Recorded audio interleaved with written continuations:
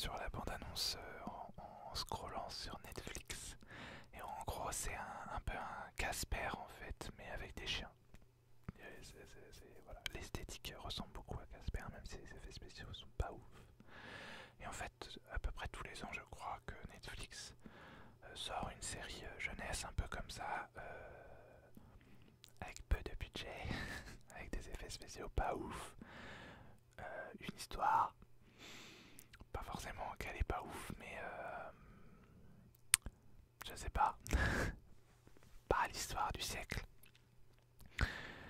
Mais voilà. Et donc j'ai commencé ça en mode, ouais bon je vais regarder ça, un truc pour pas me prendre la tête. Et en fait je me suis pris au jeu.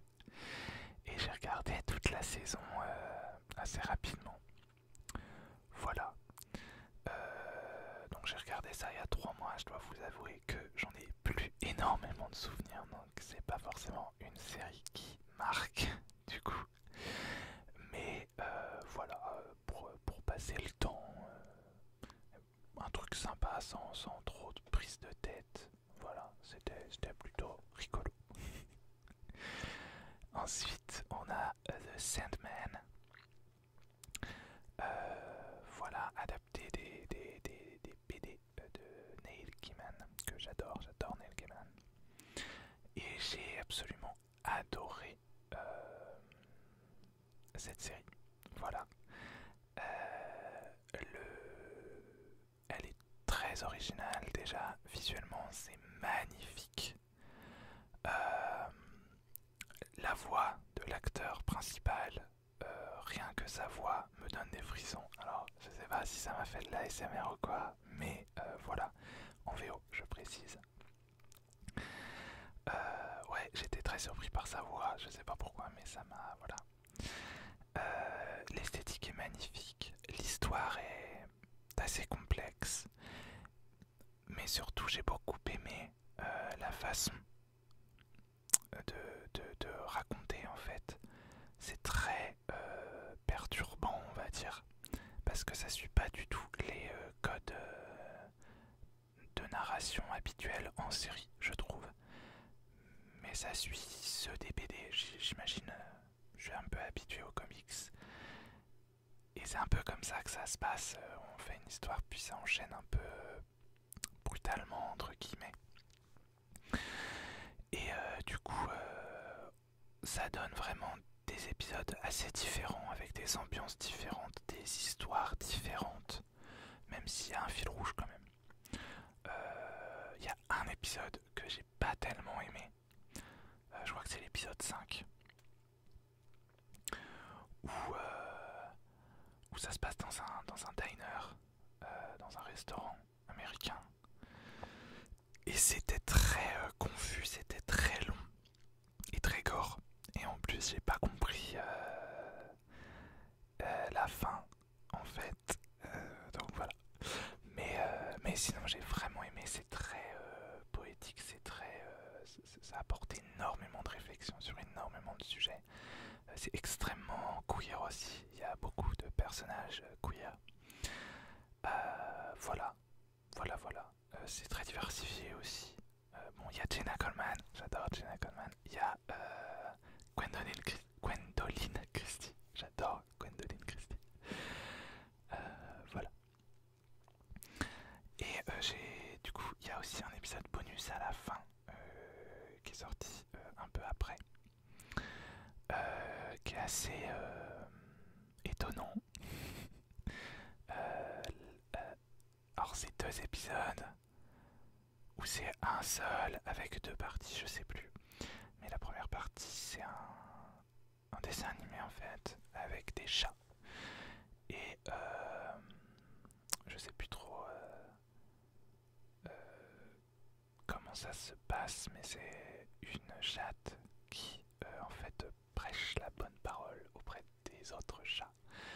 Justement au niveau du monde des rêves, je sais plus trop en fait, mais j'ai trouvé ça très intriguant, très intéressant, même si voilà.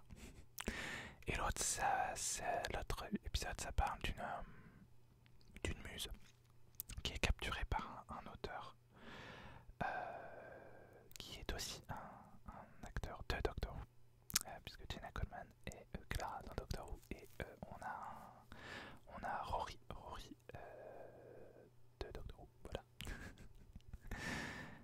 C'était assez intéressant. Voilà, j'ai bien aimé ces épisodes, mais c'est vraiment, ils sont vraiment à part. Voilà. J'avais fait une pseudo, j'avais écrit un pseudo avis, mais je sais même pas si je l'ai publié en fait. Mais bref, coup de cœur. Ensuite, j'ai découvert un autre coup de cœur. Ça n'a rien à voir, mais j'ai découvert Ghosts US, la version US. Pour commencer, j'ai entendu parler de la série l'année dernière, je pense. Enfin, l'année dernière, du coup. L'année d'avant, en 2021. Puisque je suis fan de Rose McIver. Alors, il me semble que ça se prononce Rose McIver. Mais j'aime bien McIver. Bref, c'est l'actrice principale de la série iZombie. iZombie. Qui est dispo sur Netflix d'ailleurs.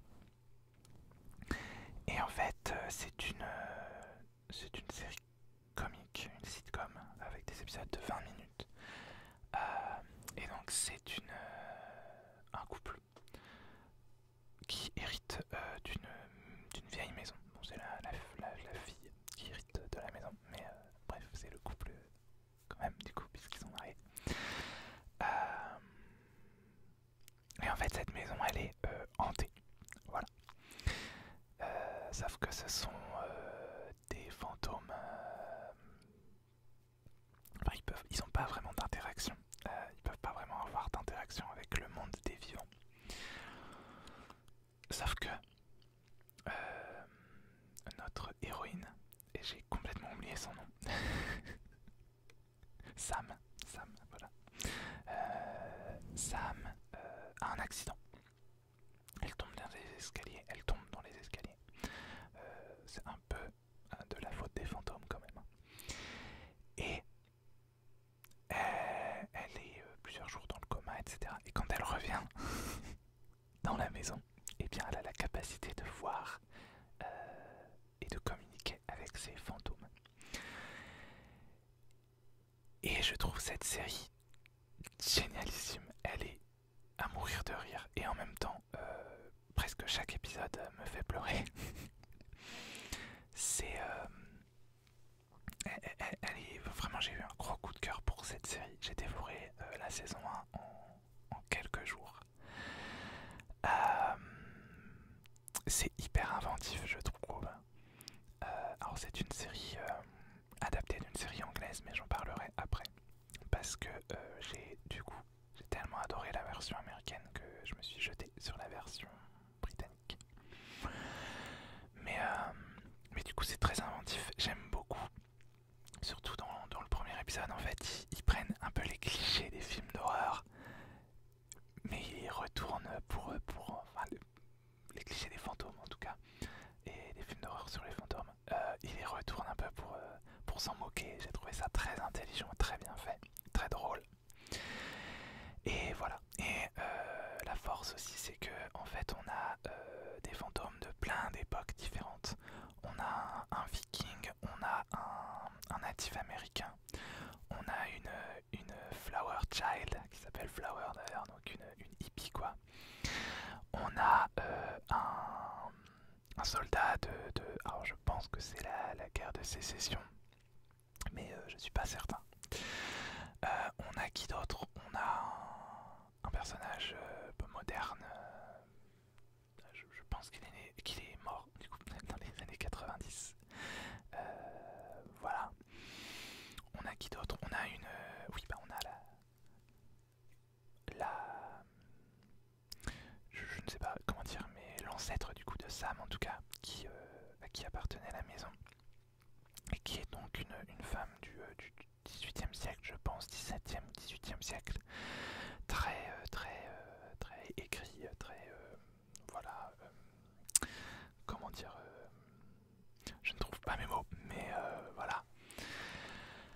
On a aussi évidemment, j'ai beaucoup de mal avec les prénoms, vous le savez si vous me suivez, Alberta, voilà, j'adore Alberta, elle vient des années 20 et elle était chanteuse, elle est géniale, j'adore tous les personnages personnages et ça crée une dynamique hyper intéressante avec tous ces personnages de toutes ces époques différentes.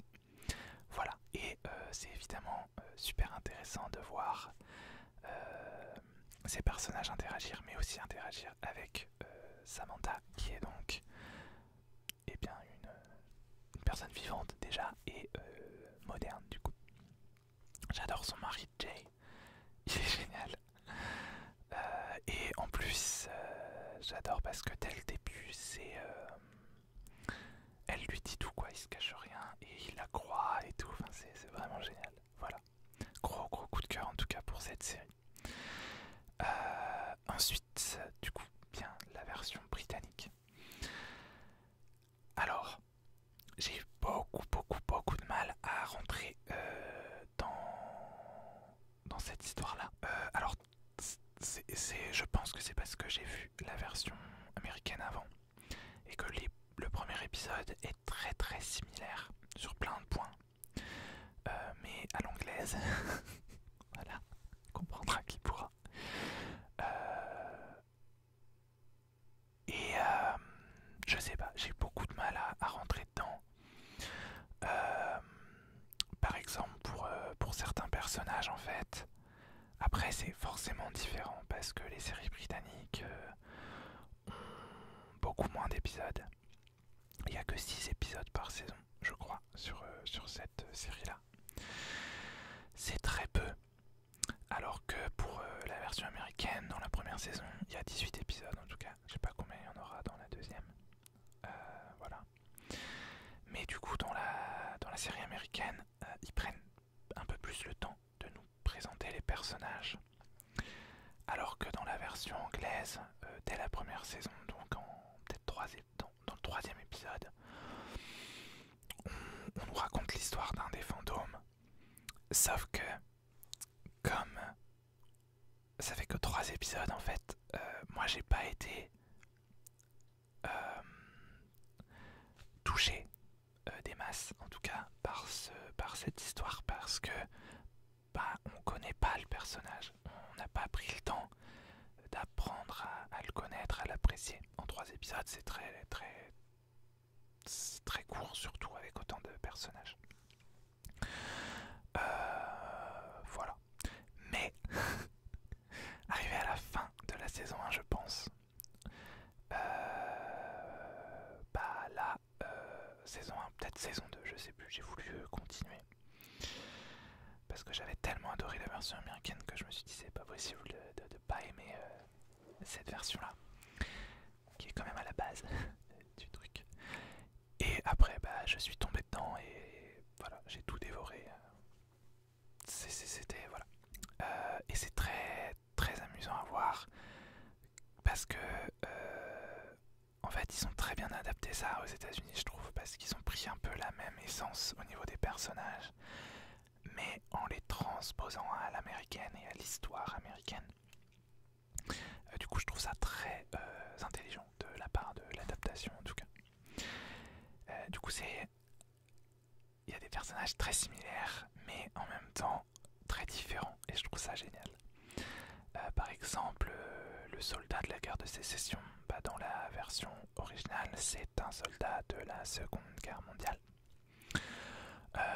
Au lieu du viking, enfin, au lieu de... non, c'est l'inverse, mais bref. Dans l'américaine, on a le viking, dans l'anglaise, on a l'homme des cavernes, quoi, l'homme préhistorique. Bref, voilà. C'est très bien fait et ça reste très intéressant. Et un truc que j'aime bien dans la version anglaise, dans la version originale, c'est que les fantômes, en fait, malgré le fait qu'il y ait une humaine, oui, en tout cas une vivante, avec qui communiquer, etc., ils n'arrêtent pas leur vie de fantôme, quoi.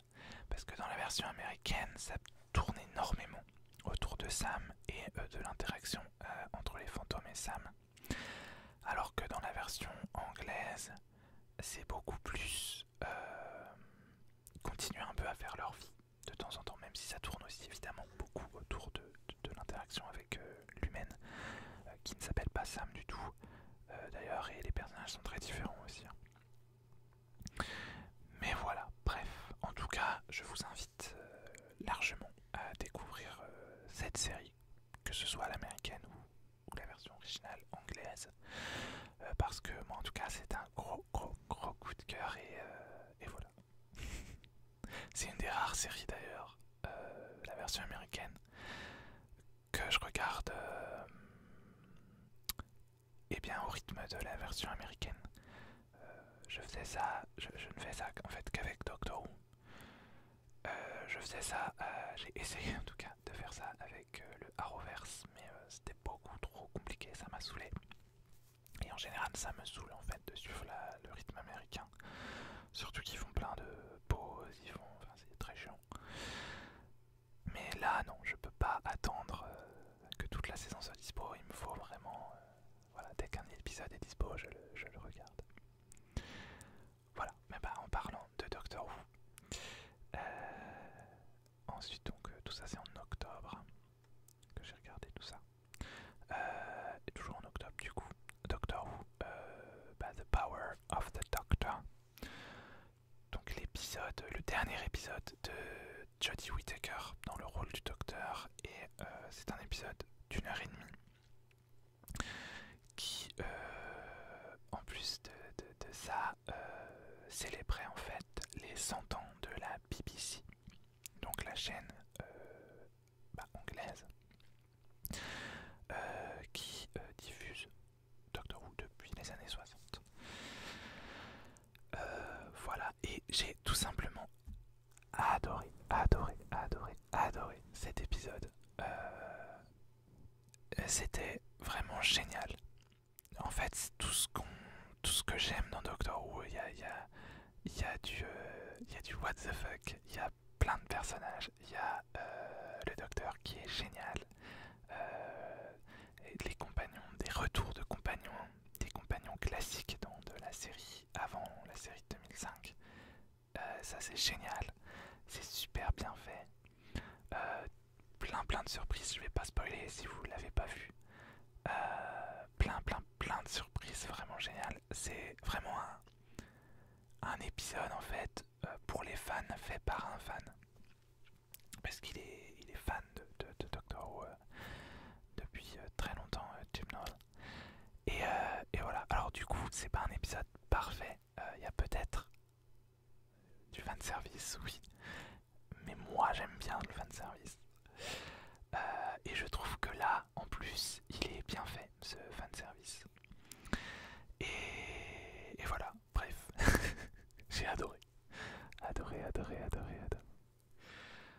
Allez voir le HO de Pepper Potts sur YouTube.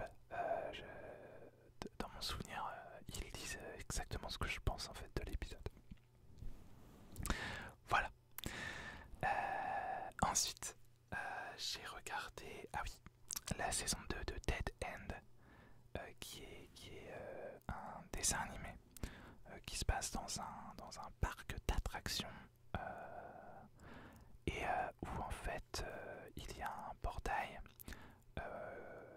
c'est un ascenseur qui permet de voyager dans les 13 dimensions. Je crois qu'il y en a 13, ouais c'est ça, 6 en haut, 6 en bas et nous au milieu.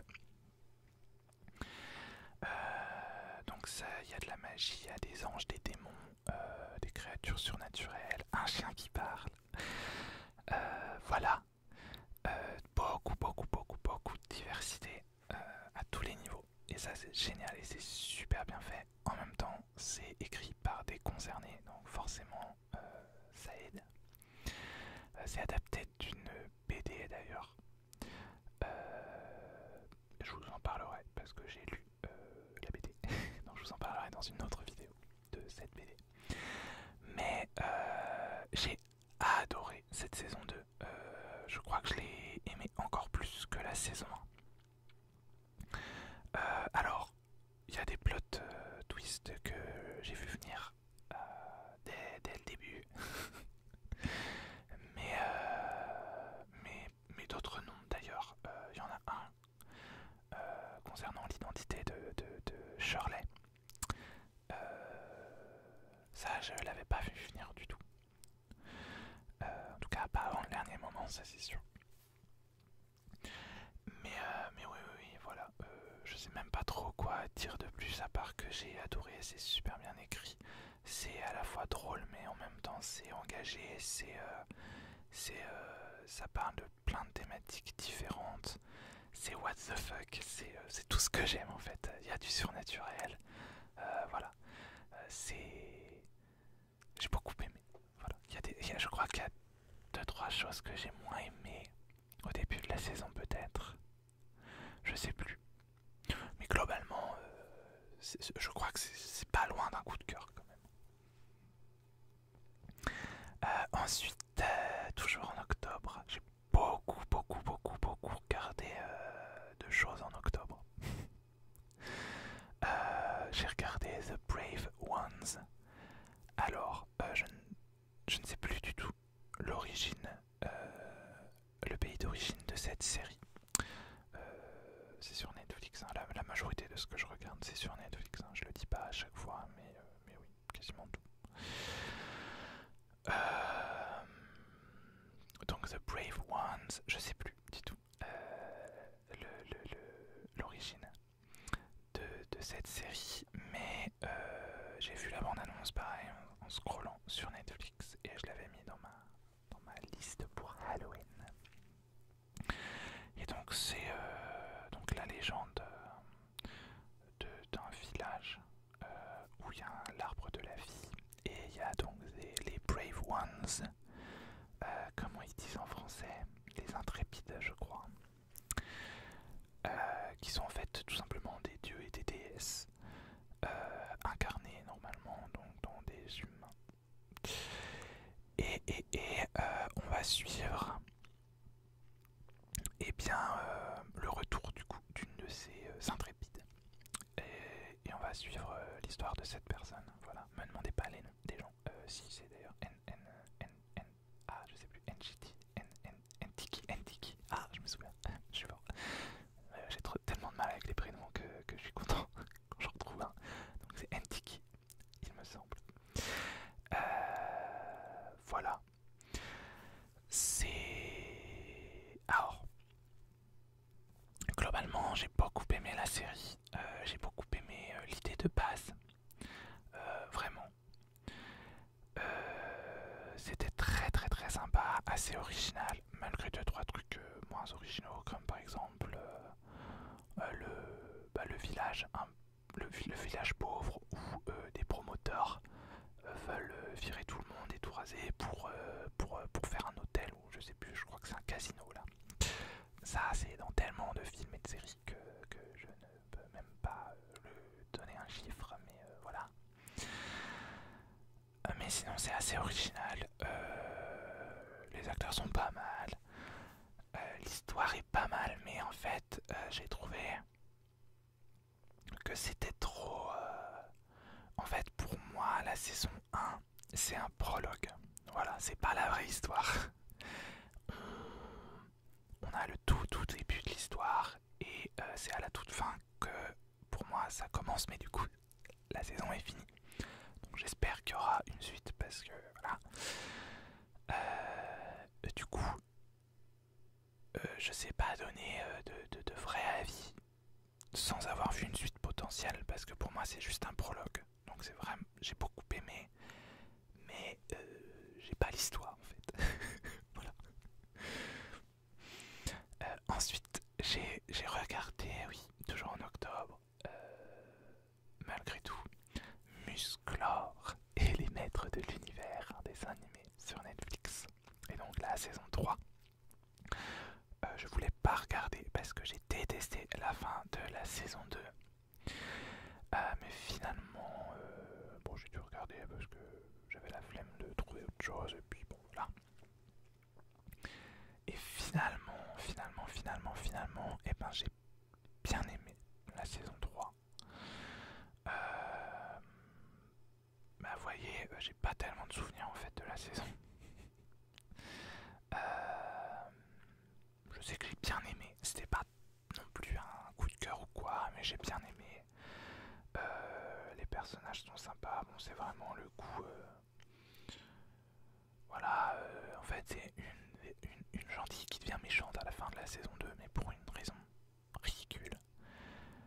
Et du coup, bah, elle est méchante dans la saison 2. Bon, bref, c'est pas. Ce point-là, j'aime pas. Mais il y avait plein de choses très intéressantes dans cette saison.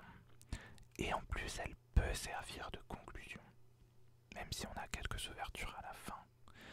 Mais ça peut servir de conclusion, donc c'est cool. Voilà. Ensuite, toujours un dessin animé, et toujours en octobre, et toujours sur Netflix, j'ai regardé Daniel Spellbound. Coup de cœur pour ce dessin animé. J'ai adoré, je l'ai dévoré en quelques jours, 2-3 jours. J'ai vraiment adoré. Alors donc c'est un monde où la magie existe. Donc c'est de l'urban fantasy, donc c'est dans notre monde, mais la magie existe. Et Daniel Spellbound, c'est je sais pas s'il y a un nom dans la série ou pas, mais c'est genre un voleur quoi. Ouais, si, il y a un nom, c'est un groupe de... Ah, je sais plus. Mais bref, c'est un peu des mercenaires, quoi, en gros. Et donc lui, c'est ça. Et sauf qu'il va se faire attraper par le bureau de la magie. Je sais pas si c'est comme ça que ça s'appelle dans la série, mais en gros c'est ça. Genre les flics de la magie. Et en fait, il va partir en mission avec une flic et un cochon qui parle. Voilà. Évidemment pour sauver le monde, entre guillemets. Et j'ai adoré. Voilà, je sais pas quoi dire de plus sur ce dessin animé. Mais j'espère vraiment qu'il y aura une saison 2 parce que j'ai adoré. Voilà, un coup de cœur. Ensuite, dernière série d'octobre, j'ai regardé The Imperfects. Alors, c'est une série sur des... Alors, en gros, il y a une vingtaine d'années, ou une quinzaine d'années, des enfants qui souffraient d'un trouble bien précis, je crois, mais dont je ne me souviens plus du nom, se sont fait soigner un peu de manière expérimentale. Et depuis, ils ont un traitement qui leur permet de vivre normalement. Sauf que, un peu du jour au lendemain, le traitement ne leur est plus envoyé en fait. Et là, et bien sans le traitement, ils commencent à développer des pouvoirs surhumains. On aura la référence qui peut. J'en parlerai après parce qu'en fait, ça me fait beaucoup penser, en tout cas le pitch de base me fait beaucoup penser à Mutant X, une série des années 2000 que j'aimais beaucoup.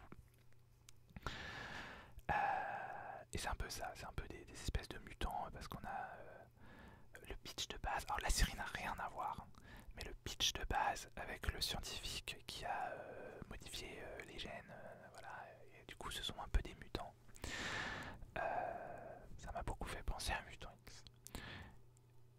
Et du coup donc ils développent des pouvoirs un peu. Donc il y en a un qui se transforme en Chupacabra. Il y en a une qui est une Banshee. Alors, elle s'appelle comme ça elle-même, mais du coup ouais, elle peut crier, voilà, casser du verre avec sa voix et entendre de loin, etc. Et l'autre, ah oui, elle peut utiliser ses phéromones en fait. Alors au début, seulement, en fait, ça rend les gens accros à elle, tout simplement. Mais après, ça évolue un peu. Voilà, bon, il y a ces trois-là, c'est les trois principaux. Et bref, voilà. Et donc, on va suivre ces trois personnes qui vont essayer de retrouver le fameux scientifique et, pour l'obliger à les soigner, quoi. Et il y a aussi une autre scientifique qui elle est en fait était proche du scientifique qui les a transformés en mutants, je sais pas quoi. Bref, je m'explique très mal. Et pareil, j'ai vraiment beaucoup aimé. Je pense pas que ce soit un coup de cœur quand même, mais j'ai vraiment adoré. Les personnages sont super sympas, l'histoire est super sympa et assez originale en vrai, malgré tout. Oh, c'est pas vraiment gore, mais enfin, j'ai bien aimé. Enfin, j'ai bien aimé, ça fait chelou de dire ça, mais enfin, presque à chaque épisode, il tue quelqu'un, quoi. En général, c'est pas voulu, mais bon, voilà, ils ont pas le choix. C'est par légitime défense, etc. Et j'ai trouvé ça assez original en fait de nous faire suivre des héros, mais qui sont un peu nuls, quoi, en héros. Donc voilà. Malheureusement, il n'y aura pas de saison 2. Alors, si on enlève les 5 minutes de fin, il n'y en a pas besoin, mais évidemment, ils nous ont fait une ouverture à la fin. Bon, c'est un peu chiant. Et j'avais beaucoup aimé, c'était très sympa. Bon, bref, c'est comme ça. Ensuite, en novembre, j'ai regardé la saison 2. En fait, j'ai regardé la saison 1 aussi. J'ai revu la saison 1 de Young Royals. Young Royals. Voilà, évidemment, gros coup de cœur. Vous le savez peut-être si vous me suivez. J'ai fait une vidéo en anglais pour parler de la série. J'adore tellement cette série. Elle est géniale. Gros coup de cœur. J'ai vu la saison 1 en début d'année, un peu après la guerre, comme on dit. J'avais vraiment adoré. Et c'est une série, donc c'est sur un prince qui se retrouve dans un internat parce que c'est un prince un peu rebelle. Oui, il s'est battu en boîte de nuit à 16 ans, c'est cool. Et du coup, il se retrouve dans l'internat où son frère a été, sa mère a été, tout ça. Et il va rencontrer Simon et ils vont tomber amoureux. Voilà. Et il va aussi être obligé de côtoyer son cousin Auguste, qui est une personne assez exécrable. Et voilà, donc il y a aussi, on suit aussi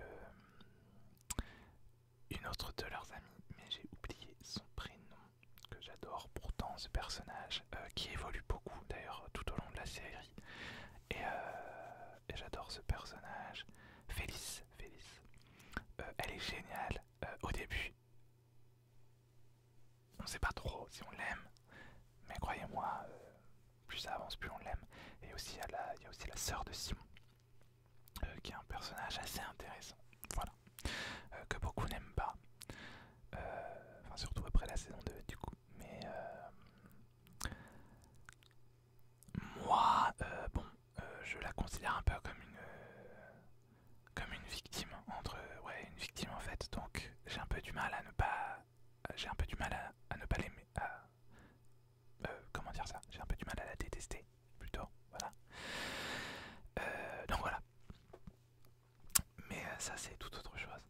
Et donc, la saison 2, j'ai adoré la saison 2. J'ai presque préféré la saison 2. Ça parle de plein de sujets différents. Et oui, en fait, le truc aussi principal avec cette série, c'est ce que j'ai déjà dit un peu partout. Mais vous pouvez retrouver mes avis détaillés sur mon Instagram, voilà, Autopub. Voilà, donc n'hésitez pas à aller voir si ça vous intéresse. Mais en fait, avec cette série, moi personnellement, je me suis vraiment senti représenté. Notamment parce que le personnage principal, qui est un prince en plus, il a de l'acné. Il a pas une peau parfaite, voilà. Et aucun des personnages en fait n'est parfait, ni physiquement, ni d'ailleurs tout court en fait. Et ce sont des ados, ce sont des vrais ados quoi. C'est ça que j'adore avec cette série, c'est qu'elle est hyper vraie, c'est réaliste, je sais pas, mais en tout cas dans ce qu'ils veulent représenter, je trouve ça très réaliste et sincère. Et voilà, et beaucoup de diversité encore une fois. Et je me suis vraiment senti ouais, représenté, vu, compris. Et ça fait vraiment du bien en fait. Et aussi elle permet d'un peu bon, pas déculpabiliser, mais enfin ça fait du bien de voir des gens normaux à la télé quoi, et non pas des mannequins bodybuildés, enfin voilà, à la police, à la peau, tout ça, voilà. Les gens normaux existent, voilà. Mais pas dans les trucs américains. Donc bref, voilà, gros coup de cœur pour Young Royals. Ensuite, toujours en novembre, j'ai regardé Dragon Prince, le prince des dragons. J'ai revu les 3 premières saisons avant de pouvoir regarder la nouvelle saison, la saison 4, qu'on attend depuis 3 ou 4 ans. Voilà. Donc bah j'adore cette série, coup de cœur pour cette série. Voilà, les 3 premières saisons sont même encore mieux que je m'en souvenais. Pour la saison 4, c'est un peu une déception. Alors j'ai beaucoup aimé, mais déjà le début,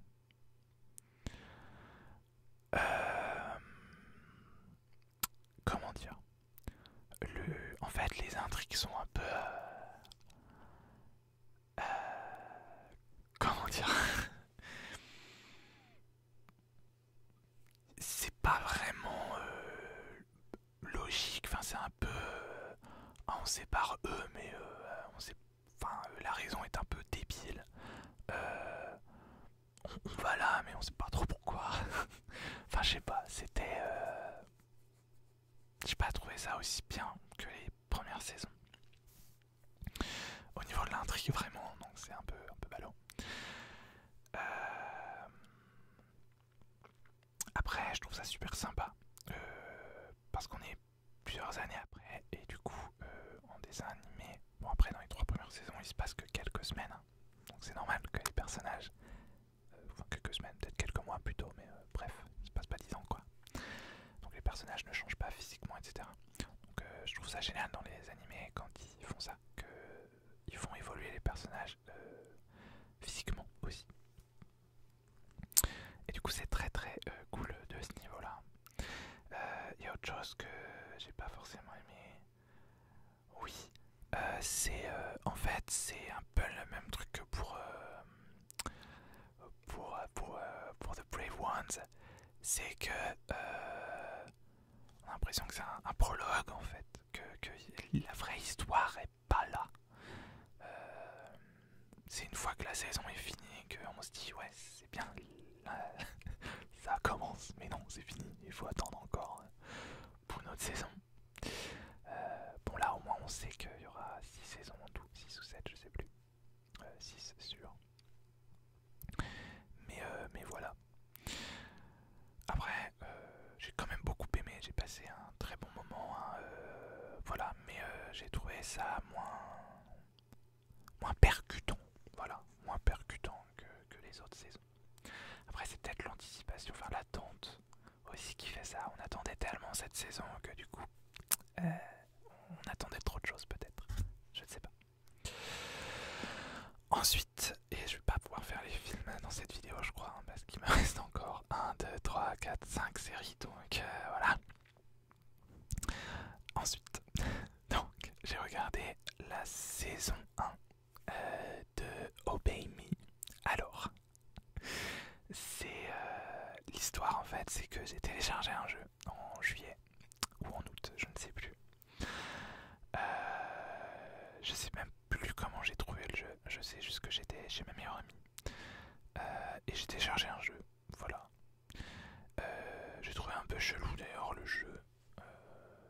ça suit des démons. On est envoyé, on est dans le jeu en fait, on est un être humain qui est envoyé en programme d'échange dans le monde des démons. Et j'ai pas forcément accroché tout de suite. Mais ça a changé parce que j'y joue tous les jours en fait maintenant à ce jeu-là. Et donc il y a de l'histoire, enfin il y a une histoire et donc évidemment il y a aussi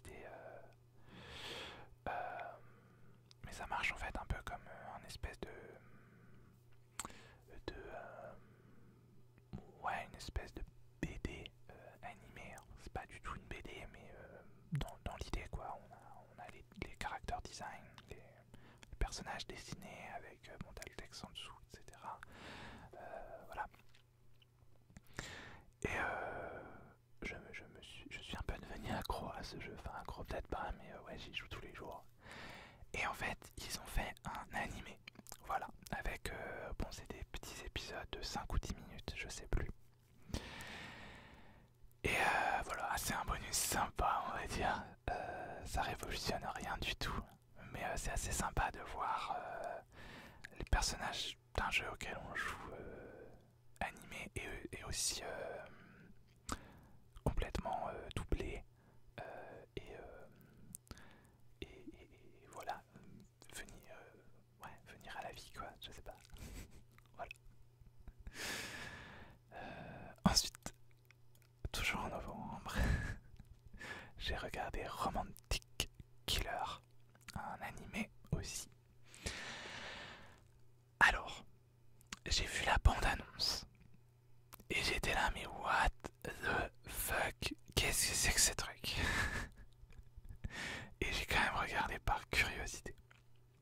Et donc en fait, en gros, c'est une jeune fille qui est accro à 3 choses dans la vie: les jeux vidéo, le chocolat et son chat en particulier, mais les chats en général. Et elle ne voit que par ça, elle ne s'intéresse pas aux garçons. Du coup, eh bien, il y a un petit sorcier, ou petite sorcière d'ailleurs, mais le personnage change de genre en fait au cours de la saison. Donc voilà. Donc un petit personnage qui est sorcier apparaît et en fait lui enlève les 3 choses qu'elle aime le plus et en fait la projette entre guillemets dans un jeu de simulation de date, de romance quoi. Et donc elle va mettre sur son chemin des beaux gosses, voilà. Et donc avec plein de clichés, avec plein de voilà. Sauf que elle non, elle veut pas tomber amoureuse, elle veut pas de beaux gosses, elle veut pas de tout ça, elle en a rien à faire. Et voilà. Mais elle va quand même devoir se retrouver avec pas moins de 3, 4 ou 5 beaux gosses quoi. Voilà. Avec qui elle va se rapprocher, tout ça. Et c'est complètement what the fuck, mais c'est tellement drôle. Et ça reprend tous les clichés en fait des romances pour s'en moquer un peu. Et c'est très très intelligent. J'ai regardé ça vraiment en rigolant quand même, mais en ayant peur. Je voulais vraiment voir toute la saison pour savoir si ça allait, si la morale ça allait être en fait ouais il faut tomber amoureux et puis il faut se mettre en couple et puis tu te tais et puis il y a que ça d'important dans la vie. Mais sans spoiler, j'ai pas été déçu.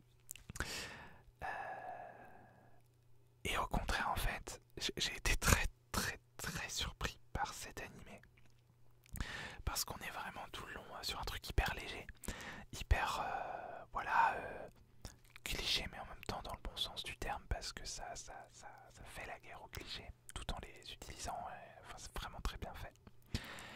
Et là le dernier ou les 2 derniers épisodes on se retrouve dans un truc mais assez sérieux avec une histoire ouais super sérieuse, presque un thriller d'un coup. Mais j'étais là, mais what the fuck encore. Et voilà. Et j'ai adoré en fait. Et c'est pas du tout tombé dans la morale à deux Francis ou expression de vieux que je vous disais tout à l'heure. Et ça c'est génial du coup. Parce que voilà, bon, je peux pas vous dire la fin, mais voilà. Et en plus, ça reste une fin. C'est pas une fin. Mais s'il n'y a pas d'autres saisons, c'est pas grave. Mais en même temps, il y a une ouverture pour une suite. Voilà. Après, du coup, j'aurais toujours peur pour la suite qui tombe dans le truc. Il faut qu'elle tombe amoureuse et que voilà. Bon, on verra s'il y a une suite ou pas. Mais en tout cas, une très belle surprise cette série. Voilà. Ensuite, j'ai regardé, et bien évidemment, j'ai regardé mercredi. Wednesday, mercredi Adams. J'ai regardé pas mal de séries hypées cette année, étonnamment. C'est pas mon genre, je regarde des trucs un peu moins connus normalement. Mais bon, là, mercredi, qu'elle ait été hypée ou pas, je suis fan de l'univers de la famille Adams. Donc, alors, j'attendais la série. Quand elle a été annoncée, je l'attendais vraiment avec impatience. Ensuite, il y a eu les premiers extraits. J'étais pas chaud, je dois vous l'avouer. J'étais très perplexe, j'avais très peur. Et après, j'ai revu une bande-annonce en quelques mois ou quelques semaines avant. Et là, je me suis dit, waouh, là ouais, là ça a l'air sympa. Et j'ai finalement beaucoup aimé. Voilà, c'est vraiment, j'ai adoré. Alors certes, il y a plein de défauts. C'est très teen romance quoi. Ça m'a assez surpris d'ailleurs. Deux, trois trucs qui m'ont surpris, presque un peu déçu aussi. En mode romance. Et que je suis mitigé. On verra ce qu'ils font dans la saison 2. Mais voilà, j'ai beaucoup aimé en fait ce truc. En mode, c'est une outcast, même parmi les outcasts en fait. Même si d'un autre côté, mercredi elle fascine les autres. Tout le monde. Elle les fascine en fait. Mais en même temps, elle reste différente, même parmi les gens différents. Et ça, je trouve ça génial. Comment c'est montré. Et c'est très réaliste en vrai. C'est pas parce qu'on est différent qu'on rentre dans les cases des gens différents. Enfin, voilà, je sais pas si je me fais comprendre, mais voilà. Et c'est aussi une série qui dit justement d'embrasser sa weirdness, son étrangeté, tout ça. Enfin, c'est la famille Adams, quoi. Juste un truc, quelques trucs négatifs à dire, c'est au niveau de la famille Adams, justement. Ça m'a beaucoup perturbé la façon dont est présentée la famille Adams. J'ai pas retrouvé la famille Adams en fait, pour moi. Mercredi, toute seule, ouais, mais quand elle est avec sa famille, je sais pas, j'ai trouvé ça presque forcé. Et enfin, il y a des trucs. Oui. On adore les trucs morbides, la mort, tout ça. Et quand il y en a un qui est accusé de meurtre, ils sont en mode oh mais non, mais jamais je pourrais tuer quelqu'un. Comment ça? Du coup, c'est pas logique. Voilà. Le deuxième truc, c'est les effets spéciaux que j'ai trouvé assez mauvais en fait, la plupart du temps. Surtout concernant la créature, la méchante créature de la saison. Vraiment, pour moi, c'est hyper mal fait. Enfin, des yeux globuleux, on a l'impression que c'est pas texturé, que c'est un truc tout lisse, tout bizarre. C'est chelou. Voilà. D'autres effets spéciaux sont très bien faits, mais d'autres non. Voilà. Est-ce qu'il y avait... Je crois qu'il y avait un autre truc que j'avais critiqué, mais je ne m'en souviens plus. Mais sinon, j'ai beaucoup aimé globalement. Ah, j'ai trouvé, dès le premier épisode, j'ai trouvé qui était l'un des deux méchants. Et puis même, tout le long, j'étais là, mais non, mais c'est forcément lui. Parce que, bon, je vais pas vous dire pourquoi, parce que sinon vous allez trouver tout de suite si vous l'avez pas vu. Mais voilà. Mais par contre, le deuxième méchant, j'avoue que en fait, je crois que je m'en suis douté que en voyant un commentaire justement sur internet en mode ah mais ah ouais peut-être du coup voilà, mais en fait moi j'avais imaginé que c'était quelqu'un d'autre et du coup pas du tout. Du coup bref ils m'ont bien eu sur ça. Voilà. Quoi dire de plus? Après j'ai beaucoup aimé. Voilà. J'ai beaucoup aimé, j'ai hâte de voir la suite. Et puis voilà. Voilà. Ensuite, plus que deux trucs. J'ai revu l'épisode Twice Upon a Time de Doctor Who, qui est un épisode de Noël. Et vous verrez dans ma vidéo sur les films, j'ai regardé pas mal de trucs de Noël. Voilà, je me suis fait un petit délire. Et du coup, ouais, j'ai revu Twice Upon a Time, qui est le dernier épisode de Peter Capaldi dans le rôle du Docteur. Et j'adore cet épisode, voilà. Voilà, quoi dire de plus? Je peux pas trop entrer dans les détails parce que si vous connaissez pas la série, vous allez rien comprendre. mais voilà, toujours cool cet épisode. Et très étonnamment parce que j'ai beaucoup de mal en fait avec les épisodes de Noël de Doctor Who. J'ai beaucoup de mal avec les saisons de Peter Capaldi. Et pourtant, tous ces épisodes de Noël, je les adore. Voilà. En fait, bon, c'est pas le sujet, mais mon problème en fait avec les épisodes de Noël dans la série, c'est que du coup, c'est souvent le premier ou le dernier épisode d'un docteur. Et je trouve ça assez redondant en fait, du coup, de faire régénérer les docteurs tout le temps à Noël. Voilà, c'est un peu chelou. Et voilà.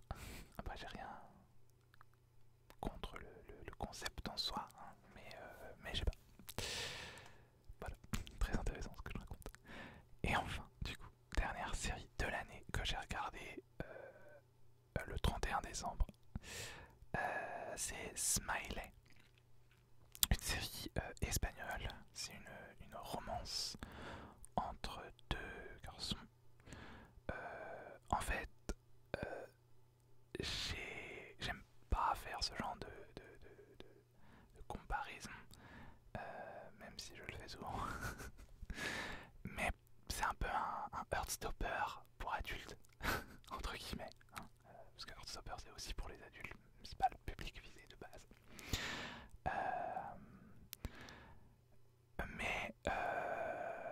Ouais, c'est ça, c'est un truc très feel good, mais en même temps ça aborde plein de sujets compliqués, plein de sujets compliqués. Mais ça reste feel good. Bon, je me suis agacé beaucoup de fois. J'avais juste envie de prendre les deux personnages et de les secouer un bon coup parce qu'ils sont insupportables tous les deux. Mais voilà. Mais j'ai adoré plein de choses aussi dans cette série et extrêmement diversifiée évidemment. Et c'est ça qui est cool aussi, c'est que toutes les intrigues en fait sont hyper intéressantes, parfois même plus que la romance principale en fait, c'est assez drôle. On suit du coup un couple d'amis du barman, donc un des deux est barman, voilà. Et en fait, je raconte même pas de quoi ça parle. J'adore le début. En fait, c'est donc un gars qui est barman et qui laisse laisse un message en fait à son ex en mode voilà hyper ému, enfin voilà moi je t'aimais etc. Il fait un message de 3 heures, sauf qu'en fait il s'est planté de numéro. Et du coup ben, la personne qui reçoit ce message est un peu confuse et décide de rappeler ce mec là parce qu'il a été un peu touché en même temps par le message et tout. Et de fil en aiguille, ils finissent par se rencontrer. Mais ça se passe pas bien du tout. Et voilà, ça part un peu en live. Et donc bref, on suit aussi du coup le bar dans lequel ce jeune homme travaille est en fait possédé par deux personnes. Un homme, j'allais dire d'un certain âge, c'est pas très gentil, enfin il est pas hyper vieux non plus, mais il est beaucoup plus vieux que les autres personnages. Voilà, et du coup évidemment tout le personnel est LGBT. Donc le patron du coup il est drag queen et il performe dans le bar. Et du coup la patronne elle est en couple avec une femme depuis 7 ans. Et on va voir leur couple. C'est très intéressant en fait, j'adore parce qu'on voit donc un couple se former, le couple qui est censé être la romance principale, et en même temps il y a d'autres couples, donc un couple un couple lesbien et un couple hétéro, qui eux sont déjà formés depuis un moment, et du coup on va voir un peu leur romance s'effriter et comment ils vont faire pour arranger les choses ou pas. Voilà, et c'est très intéressant je trouve. Il y a aussi du coup donc le patron qui se sent très seul, malheureusement, en tout cas il est célibataire et tout. Il y a un autre personnage aussi qui a une histoire très touchante, qui est en fait un ancien ami de la mère, enfin des parents du barman. Son histoire est hyper touchante. Voilà, je vous dis rien parce que faut la découvrir dans le truc, ça m'a eu. J'étais là en mode mais c'est qui ce mec? C'est le repère du barman, c'est quoi? Qu'est-ce qu'il fout là? Et voilà. Et j'étais très surpris par son histoire et très touché. Il y a quoi d'autre? C'est déjà pas mal, il y a pas mal de personnages. Et en fait ça parle de plein de choses, de la vie, de ce qu'on veut vraiment dans la vie en fait. Je pense que le message principal de la série c'est ça. Qu'est-ce qu'on veut vraiment dans la vie et qu'est-ce qu'on veut vraiment de la vie en fait. Voilà, c'est malgré une apparence, une apparente légèreté, c'est hyper profond comme série. Voilà. Et du coup c'est un coup de cœur. Alors très étonnamment, c'est pas bon après forcément Young Royal, c'est pas vraiment feel good. je, à la fin de Young Royals, moi j'étais vraiment déprimé, mais pas forcément par l'histoire, je sais pas comment dire, mais apparemment j'étais très content de voir ça sur Twitter, que les gens, que je suis pas le seul à ressentir ça en fait, une espèce de déprime post-série. Et ça me le fait de temps en temps, ça me l'a fait avec Young Royals et avec Heartstopper aussi, plutôt cette année. Voilà. Mais ça m'a pas du tout fait ça avec Smiley par exemple, donc je sais pas ce que ça veut dire, mais, mais voilà. Mais c'est pas loin du coup de cœur je pense. Smiley. Voilà. Punaise, mes rushs font 1 heure. Alors je crois que j'ai un peu tergiversé au début avant de commencer la vidéo, mais quand même. Donc voilà, il y a aussi pas mal de séries que j'ai commencé. Alors, je vais juste te donner... Allez, je vais donner les noms. Donc j'ai commencé la saison 3 de Kid Cosmic. J'avais adoré les 2 premières saisons. Enfin la première saison en tout cas. La deuxième m'avait un peu saoulé. Et là, j'ai pas continué parce que j'ai senti que ça allait me saouler. En fait, j'ai pas compris les réactions de certains personnages et bref, ça m'a saoulé. Et j'ai pas eu envie de regarder la suite. Je regarderai sans doute un jour, mais voilà. Oui, et ben non, c'est quoi ça? Undone. Ah mais oui, bon, ça j'en ai déjà parlé du coup dans une vidéo. Faudrait que je la finisse. Je sais plus du tout de quoi ça parle, mais c'était génial le premier épisode. Il n'y a pas vraiment de raison pour lesquelles j'ai pas continué. J'ai adoré le premier épisode, mais j'ai pas continué après. Bon, voilà. J'ai commencé, bon ça, Sinbad le marin, la série des années 90. En fait, je voulais revoir la série en vidéo réaction, mais j'ai arrêté de faire des vidéos réactions sur mon autre chaîne parce que ça prend énormément de temps et pour qu'il y ait 3 personnes qui regardent, c'est pas très motivant. Et puis bon, c'est très compliqué, enfin c'est très chronophage en fait, j'ai pas le temps de faire ça. Donc j'avais revu les 2 premiers épisodes. Ah, j'avais commencé aussi Preacher en début d'année. Pareil, pas vraiment de raison pour laquelle j'ai pas continué. C'est juste que j'ai pas continué, voilà. Mais dans l'ensemble j'aimais bien. C'est très chelou, très perché comme série, mais j'aime bien. Upload saison 2. J'ai commencé la saison 2. Bah je me souviens même pas d'avoir commencé la saison 2. En fait. Ah mais si, mais le premier épisode pareil m'a grave saoulé. Cliché puissance 10 000. Ça m'a saoulé, j'ai pas continué du coup. Mais je continuerai quand même parce que j'aime beaucoup la série. Donc bon, La Famille Adams des années 60, la première série de La Famille Adams que je regarde en fait de temps en temps. Je regarde un épisode de temps en temps, mais vraiment les séries des années 60 sont vraiment pas faites pour être binge-watchées en fait. Vraiment pas. C'est très... c'est super, mais en même temps, si tu regardes plein d'épisodes à la suite, t'es vite lassé quoi. Oui, j'ai commencé Grace et Frankie aussi. Un peu mitigé par la série aussi. J'aime bien, mais en même temps, je suis mitigé. J'ai pas vraiment... Il n'y a pas non plus vraiment de raison pour laquelle j'ai arrêté. Enfin, j'ai arrêté. Voilà, je regarderai sans doute la suite après. J'ai revu les 2 premières saisons de H2O. Just Add Water, une série australienne pour ados avec des sirènes parce que j'ai écrit un roman sur les sirènes cette année. Alors c'est inspiré des Sims ce roman-là, mais en même temps un peu de H2O. Pas vraiment. Ah, quand même si. Inspiré, c'est peut-être un peu fort comme mot, mais ouais. Bon, voilà.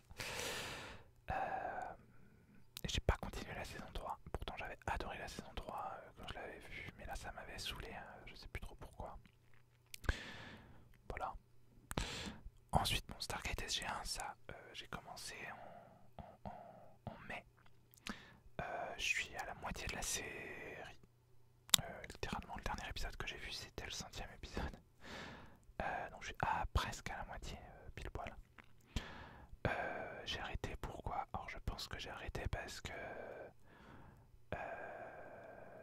j'ai été en fait chez ma meilleure amie pendant un mois. Et ensuite, après, j'ai été 2 semaines en vacances en Espagne avec ma soeur et des amis. Et du coup, j'ai pas repris depuis, tout simplement. C'est pour ça, mais j'aimerais reprendre. J'ai vu quelques saisons de RuPaul Drag Race. Voilà, je me suis pris de passion et pour ça. Et non, en vrai, j'ai découvert beaucoup de choses. Je connaissais très peu de choses en fait à l'univers des drag queens et je trouve ça passionnant en fait. Tout ce que ça raconte de base, tout ce que ça représente dans la communauté queer et même c'est très touchant je trouve et très beaucoup plus profond en fait. Les drag queens c'est très c'est pas un clown qui performe, voilà, c'est très profond en fait comme art passion. Enfin de passion, c'est peut-être un peu exagéré, mais, j'ai découvert en tout cas cet univers et j'adore. Alors j'ai vu d'ailleurs la Drag Race France que j'ai beaucoup aimé. J'ai presque préféré en fait parce que c'est beaucoup moins bitchy. Ça n'a rien à voir en fait, elles sont toutes très solidaires dans la version française et j'ai vraiment adoré ce côté-là. Et aussi, c'est très touchant, chaque épisode en fait parle enfin une des drag queens en fait parle d'un sujet LGBT important et de ses expériences. Et c'est touchant, et c'est toujours touchant en fait, et très très important surtout que c'est diffusé sur France 2 quoi. Donc super important pour moi. Ensuite j'ai commencé H and the Queen, donc avec RuPaul du coup. J'ai bien aimé, mais pas de raison non plus pour laquelle j'ai pas continué. Ensuite toujours dans le thème des drag queens, faites de moi une reine. C'est une télé-réalité, une télé-réalité, je sais pas comment ça s'appelle. C'est un programme de relooking pour drag queen brésilien. J'ai bien aimé, mais en fait, ça m'a un peu saoulé parce que tous les épisodes sont pareils quoi. À la fin. Voilà. J'ai commencé Love, Death, Robots aussi. En soi, j'aime bien. Il y a des épisodes qui sont magnifiques visuellement. Il y a plein d'histoires très originales. En fait, c'est ça le truc, c'est que c'est très inégal. Et surtout, j'ai trouvé ça très gore et sexualisé pour rien quoi. On montre des gens à poil sans aucune raison. On montre des trucs dégueulasses, hyper gore sans aucune raison. Enfin, pas qu'il y ait forcément besoin de raison, mais j'ai trouvé ça. Je sais pas. Après, c'est sympa. Enfin, c'est sympa. Au moins, ils sont pas dans l'hypocrisie habituelle au niveau de la nudité. Sans doute parce que c'est pas. Sans doute parce que c'est de l'animation. Mais ça m'énerve toujours qu'on nous montre des trucs hyper gore et la scène de sexe ou de je sais pas quoi après, elle est censurée. Genre, oh, bah non, on va pas vous montrer des gens tout nus alors qu'on vient de vous montrer quelqu'un se faire décapiter dans tous les détails. Voilà, au moins ils sont pas hypocrites là-dessus. Mais voilà. Ensuite, j'ai vu le premier épisode de Queer as Folk du reboot. Et je n'en parlerai même pas. J'ai rarement vu. Je me suis rarement senti aussi mal à l'aise devant un épisode de série en fait. Vraiment, tout est à jeter dans ce truc. J'aime pas être gentil, mais j'ai détesté ce premier épisode et je regarderai jamais la suite. Alors, apparemment, j'ai commencé Unsuspicious. Ah, mais oui, pareil, c'est une série brésilienne en mode un peu huis clos, Cluedo. Et c'est assez drôle. Pareil, il n'y a pas de raison pour laquelle j'ai arrêté. Les Doctor Who Classics aussi. Alors, j'ai pas vraiment arrêté. Je regarde en fait de temps en temps. Alors, j'ai revu le premier épisode de Arabesque. Voilà, suite au décès de Angela Lansbury, l'actrice de la série. C'est une série qui me tient à cœur. Enfin, j'avais l'habitude quand j'étais petit de la regarder avec ma mère, en fait. Voilà, donc ça m'a fait quelque chose quand l'actrice est décédée. J'aimais beaucoup l'actrice en plus. Et j'ai revu le premier épisode et j'ai été hyper surpris. Et agréablement surpris en fait.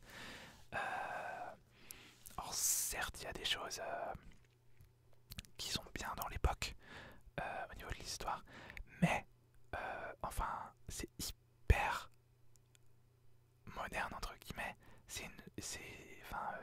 Angela, comment c'est le personnage du coup? Jessica Fletcher. Jessica Fletcher est un personnage hyper moderne. Elle est veuve, mais du coup elle est célibataire, bon, veuve. un certain âge, mais elle est active. Elle est, elle est féministe. Je pense pas qu'elle se décrive elle-même comme féministe, mais elle est hyper féministe. Enfin, en tout cas, hyper, je sais pas, mais voilà, c'est une femme indépendante. J'ai adoré en fait. Voilà le personnage en soi. J'ai vu un autre épisode aussi qui était un peu moins foufou, mais pourquoi pas. Ensuite, j'ai commencé Exception, qui est un dessin animé sur Netflix et que j'ai pas aimé du tout. Ça se passe dans un vaisseau spatial. En fait, je trouve que le scénario, pas qui tient pas la route, mais enfin, l'intrigue est débile. Enfin, c'est forcé en mode ouais, on fait ça, mais c'est parce qu'il nous faut une intrigue quoi. Ça m'a saoulé. J'ai quand même regardé 2 ou 3 épisodes. Ensuite, j'ai commencé Community parce que ça m'a été conseillé par un ami. Et pareil, là, j'ai pas arrêté, je regarde de temps en temps. Et du coup, après avoir regardé Mercredi, je me suis dit pourquoi pas commencer la nouvelle Famille Adams, donc, qui est une série des années 90, qui est très peu appréciée apparemment par les fans. Mais moi, j'ai bien aimé. Je suis à peu près sûr que je regardais la série quand j'étais petit en fait. Et moi, j'ai bien aimé. C'est très perturbant. Je regarde en VO. Et l'acteur qui joue Gomez il a la même voix, il fait les mêmes mimiques. Ah, c'est très perturbant. Et il y a plusieurs épisodes qui sont en fait des remakes de la série des années 60. Et du coup, ouais, c'est bizarre. mais, moi, j'aime bien. Mais pareil, c'est pas une série qu'on binge-watch, quoi. Je sais pas. Voilà. Donc là, c'est pareil, je regarde de temps en temps quand j'ai envie. Voilà. Et ouais, le gros truc, le gros point noir quand même, c'est il y a beaucoup d'épisodes qui sont des remakes de la série des années 60.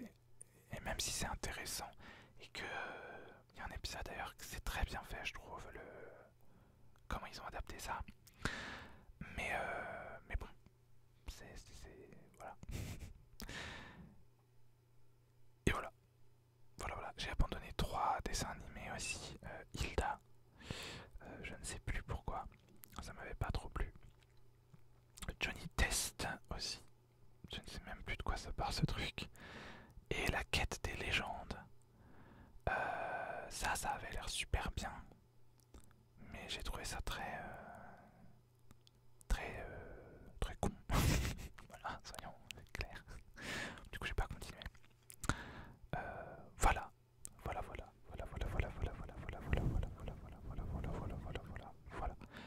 Bon, bah je ferai une autre vidéo pour les films. Du coup, je crois qu'il n'y en a pas des masses non plus. Bah si, du coup, parce qu'il y a plein de films de Noël.